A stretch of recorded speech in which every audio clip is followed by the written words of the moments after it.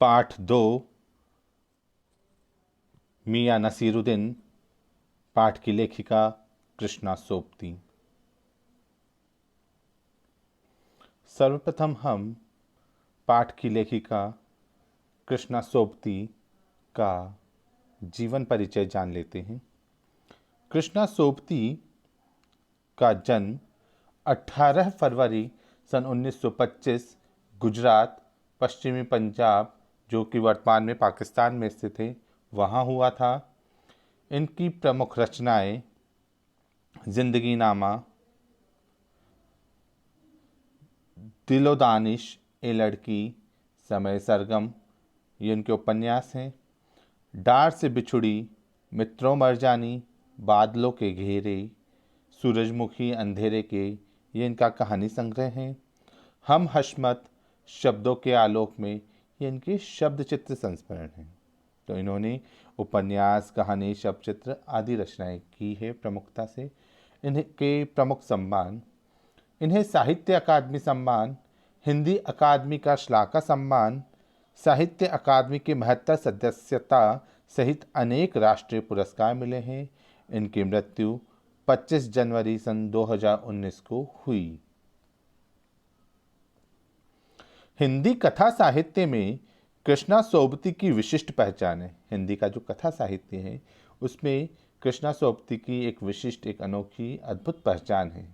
वे मानती है कि कम लिखना, विशिष्ट लिखना, उनकी ये सोच है या उनका ये मानना है कि कम लिखना लेकिन विशिष्ट लिखना, अद्भुत, अनोखा, विलक्षण लिखना चाहिए। यही कारण है कि उनके संयमित लेखन, संयमित मतलब नियंत्रित जो लेखन और साफ सुथरी रचनात्मकता ने अपना एक नया पाठक वर्ग बनाया। यही कारण रहा है कि वह संयम से लिखती है, नियंत्रित लिखती है, थोड़ा ही लिखती है लेकिन अच्छा, विशिष्ट लिखती है। इसी कारण से, उनकी इसी रचनात्मकता के कारण से एक नित नया पाठक वर्ग, रोज नए पाठक उनसे जुड़ते जा रहे हैं। उनके कई उपन्यासों, लंबी कहानियों और संस्मरणों ने हिंदी के साहित्यिक संसार में अपनी दीर्घजीवी उपस्थिति सुनिश्चित की है। उनके द्वारा रचित कई उपन्यास, बड़ी बड़ी कहानियाँ और संस्मरणों ने हिंदी का जो साहित्य संसार है उसमें एक दीर्घजीवी मतलब जो लंबे समय तक जिए, यानी लंबे समय तक विद्यमान रहे, ऐसी उपस्थिति सुनिश्चित की। लंबे समय तक उनके उपन्यास का और उनके संस्मरणों को याद किया जाता है।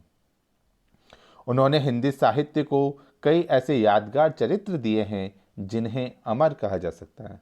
उन्होंने साहित्य रचना के माध्यम से हिंदी साहित्य में इस तरह के चरित्रों की रचना की है जिन्हें अमर कहा जा सकता है, जैसे मित्रों, शाहनी, हशमत आदि। ये चरित्रों के नाम हैं जो कि हिंदी साहित्य सागर में अमर हुए हैं। भारत पाकिस्तान पर जिन लेखकों ने हिंदी में कालजयी रचनाएं लिखी, उनमें कृष्णा सोबती का नाम पहली कतार में रखा जाएगा। भारत और पाकिस्तान विषय पर जिन लेखकों ने हिंदी भाषा में कालजयी मतलब शाश्वत, जो काल को जीत चुका हो, जो सदैव प्रासंगिक हो, उस तरह की रचना लिखी है, उनमें कृष्णा सोबती का नाम पहली पंक्ति में, पहली कतार में रखा जाएगा।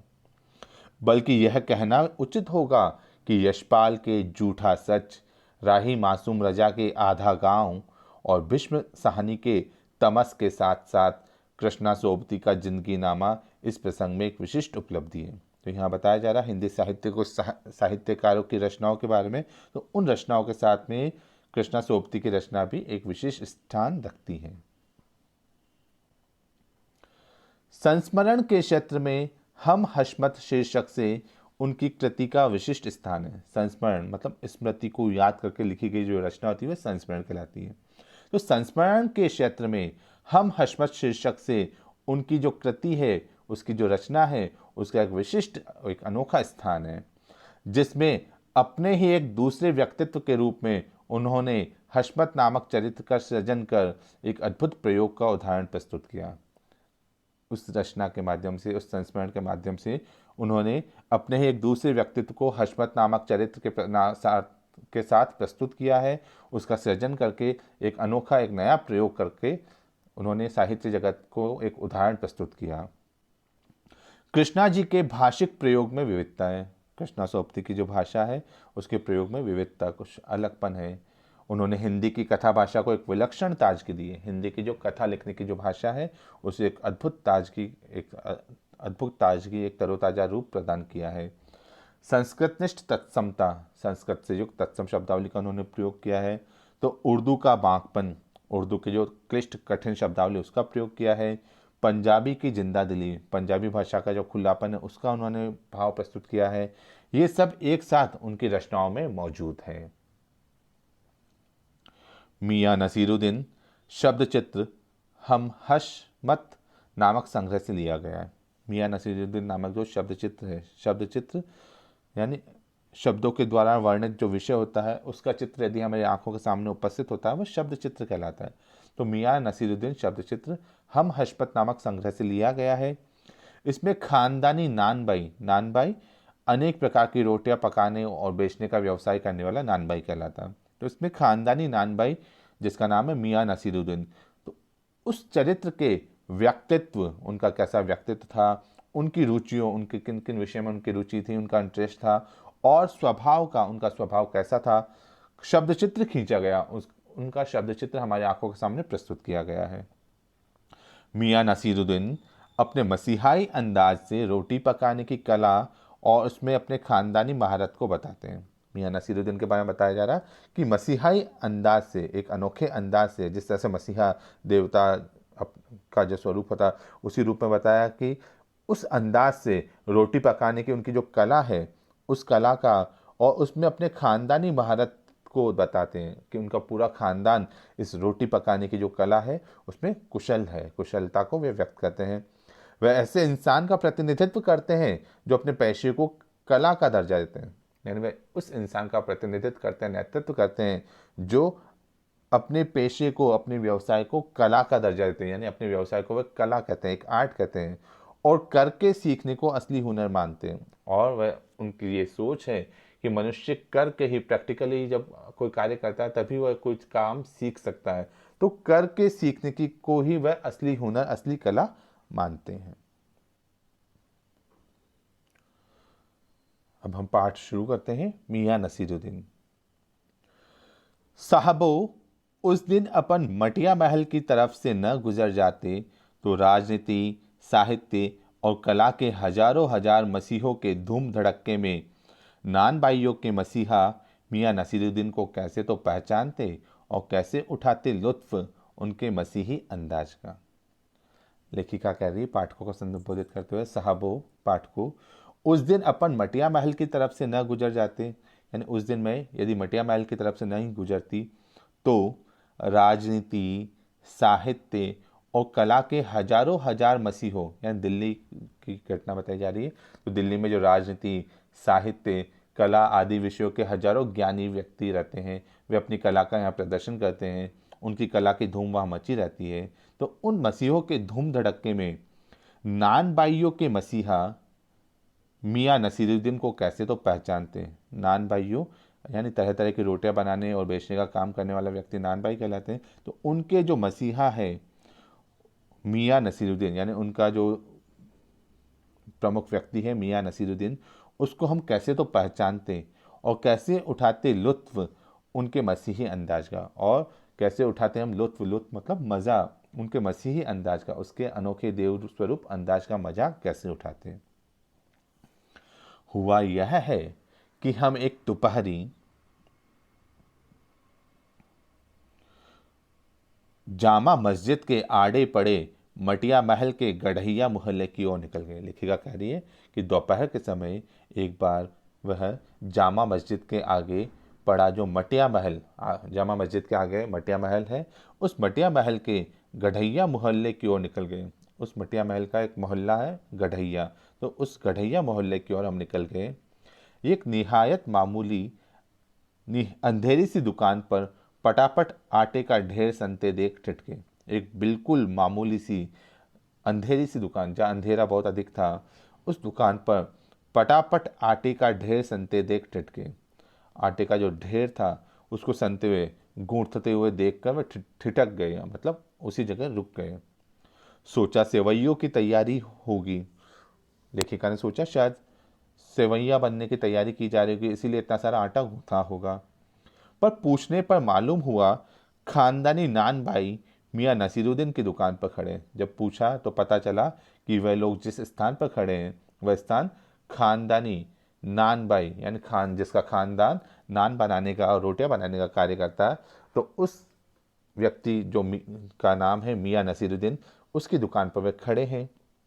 मियाँ मशहूर है 56 किस्म की रोटियां बनाने के लिए, और मियाँ नसीरुद्दीन भी बहुत मशहूर है, बहुत ही प्रसिद्ध है, क्योंकि वह 56 तरह की अलग अलग तरह की वह रोटियां बनाने का हुनर रखते हैं। हमने तो अंदर झांका तो पाया मियाँ चारपाई पर बैठे बीड़ी का मजा ले रहे हैं। लेखिका कह रही है, जब हमने दुकान के अंदर झांका तो देखा कि मियाँ नसीरुद्दीन तो चारपाई पर खाट पर बैठकर बीड़ी पीने का मजा ले रहे हैं।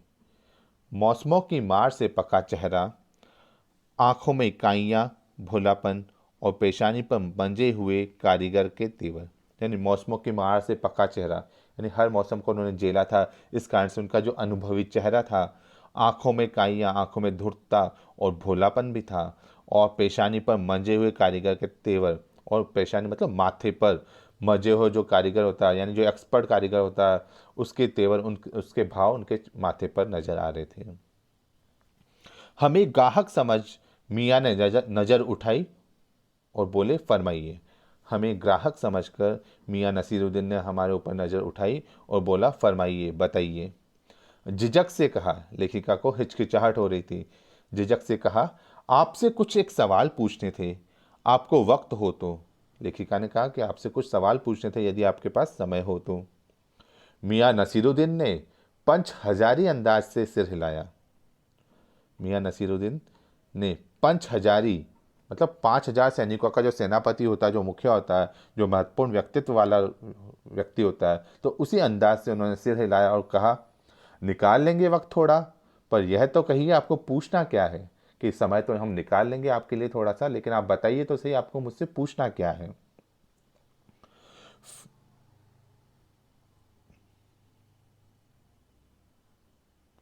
फिर घूर कर देखा और जोड़ा, मियाँ कहीं अखबार नवीस तो नहीं। फिर लेखिका की ओर घूर कर देखा और कहा कि कहीं आप अखबार नवीस पत्रकार तो नहीं हो। यह तो खोजियों की खुराफात है, ये तो खोजी यानी खोजबीन करने वालों की शरारत है। पत्रकार तो हम तो अखबार बनाने वाले और अखबार पढ़ने वाले दोनों को ही निठल्ला समझते हैं। और मियाँ नसीरुद्दीन ने कहा कि हम तो जो अखबार का काम करने वाले, अखबार बनाने वाले और अखबार पढ़ने वाले, हम दोनों को ही निठल्ला बेकार समझते हैं। हाँ, कामकाजी आदमी को इससे क्या काम है, यानी जो व्यक्ति कामकाजी है, जिसके पास बहुत सारा काम है, जो अपने कार्य में व्यस्त रहता है, उनको इन अखबार से इनसे क्या काम है। खैर, आपने यहाँ तक आने की तकलीफ उठाई है तो पूछिए क्या पूछना चाहते हैं। फिर वह कहते हैं, खैर आप यहाँ तक आने की आपने तकलीफ उठाई है, आपने यहाँ तक आने की परेशानी उठाई है, तो आप हमसे पूछ ही लीजिए कि आप हमसे क्या पूछना चाहते हैं। पूछना यह था कि किस्म किस्म की रोटी पकाने का इल्म आपने कहाँ से हासिल किया। लेखिका ने कहा, मुझे आपसे पूछना है कि किस्म किस्म की अलग अलग तरह की रोटी पकाने का इल्म, इल्म का आशय जानकारी, ज्ञान या विद्या, तो अलग अलग तरह की रोटी पकाने की विद्या या ज्ञान आपने कहाँ से हासिल किया। मियाँ नसीरुद्दीन ने आंखों के कंचे हम पर फेर दिए, अर्थात मियाँ नसीरुद्दीन अपनी आंखों को लेखिका की आंखों से मिलाकर उनकी ओर देखते हुए बोला, तरेर कर बोला, घूर कर बोला, क्या मतलब। पूछिए साहब, नानबाई इल्म लेने कहीं और जाएगा। उन्होंने कहा, क्या मतलब आपका, कि आप क्या चाहते हैं कि नानबाई इल्म लेने कहीं और जाएगा, कि मैं कहीं शिक्षा लेने कहीं और जाऊंगा, यानी रोटी पकाने की शिक्षा लेने में कहीं और जाऊंगा। क्या नगीना साज के पास, यानी नगीना जड़ने वाले व्यक्ति के पास। क्या आईना साज के पास, यानी दर्पण का कार्य या दर्पण बनाने वाले व्यक्ति के पास। क्या मीना साज के पास, सोने चांदी के अंदर मीनाकारी के कार्य करने वाले व्यक्ति के पास। या रफू करने वाले, रंगरेज कपड़े रंगने वाले, या तेली या तंबोली, ये जो कारीगर है, क्या मैं उनसे सीखने जाऊंगा।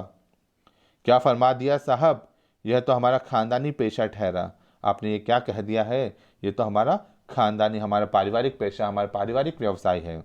हाँ, इल्म की बात पूछिए तो जो कुछ भी सीखा अपने वालिद उस्ताद से ही, लेकिन शिक्षा की बात यदि आप पूछ रहे हैं तो जो कुछ भी सीखा ना वह हमने अपने वालिद से, अपने पिता से ही सीखा है।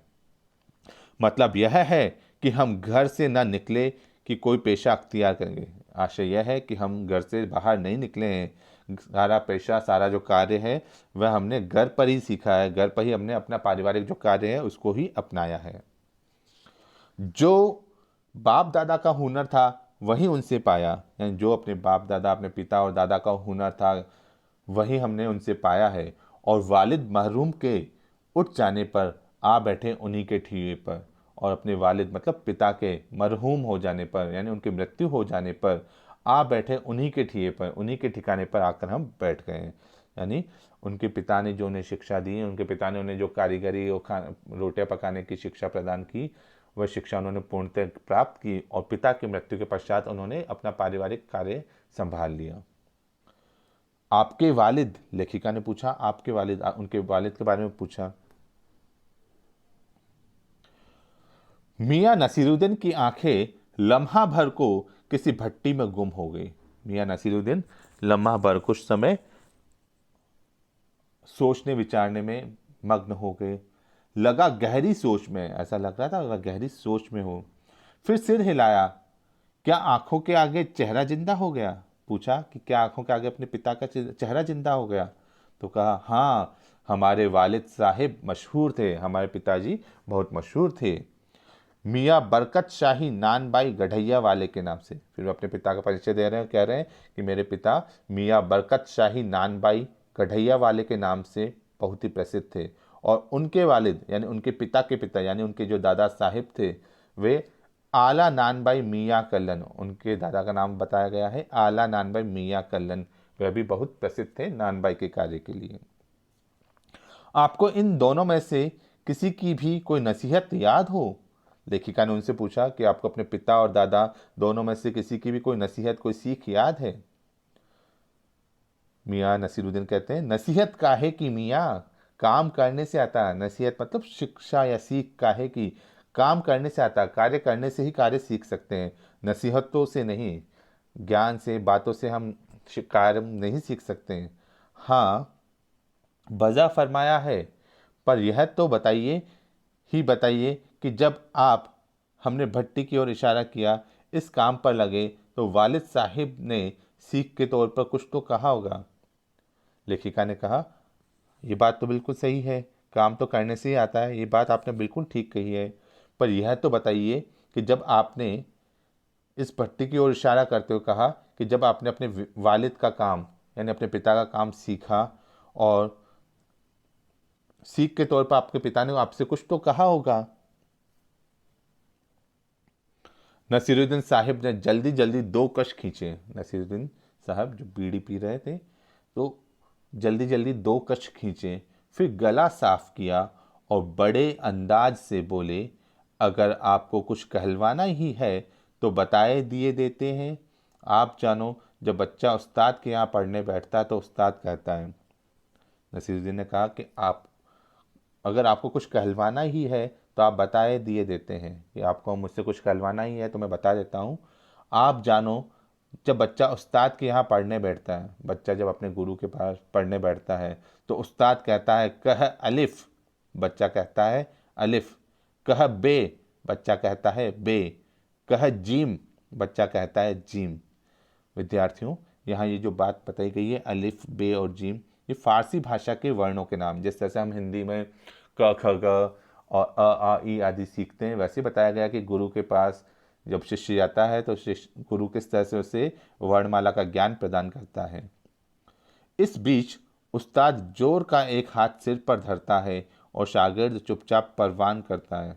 और नसीरुद्दीन जी कह रहे हैं कि इसी बीच उस्ताद जोर का एक हाथ सिर पर धरता है, गुरु जोर से इसके सिर पर एक हाथ धरता है तो शागिर्द चुपचाप परवान करता है। तो गुरु के यानी उस्ताद के आशीर्वाद से शिष्य बहुत जल्दी सीख जाता है और उन्नति की ओर आगे बढ़ता है। समझे साहिब, एक तो पढ़ाई ऐसी और दूसरी। बात बीच में छोड़ सामने से गुजरते मीर साहब को आवाज़ दे डाली। वो कहा कि पढ़ाई एक तो इस तरह की होती है और एक दूसरी तरह की होती है। फिर अपनी बात को बीच में ही छोड़कर सामने से गुजरते हुए मीर साहब, किसी व्यक्ति का नाम है मीर साहब, उन्हें आवाज़ दे डाली। कहो भाई मीर साहिब, सुबह न आना हुआ पर क्यों? उन्होंने कहा, मीर साहिब कहो, सुबह क्यों नहीं आना हुआ?